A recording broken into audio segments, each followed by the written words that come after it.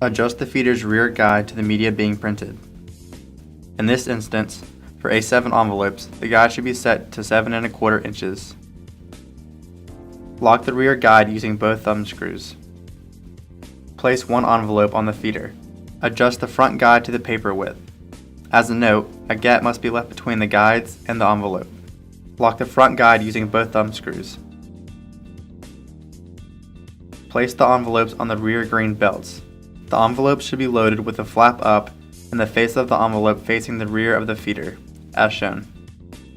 Hold the advance button to tile the envelopes into the printer.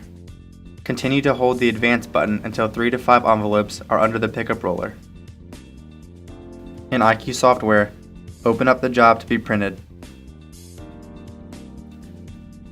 Open the printer settings module, select envelope feeder for the input source, select envelope for the media weight, select long edge feed for the feed direction.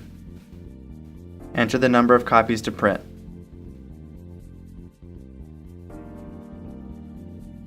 Click and drag the job to the printer.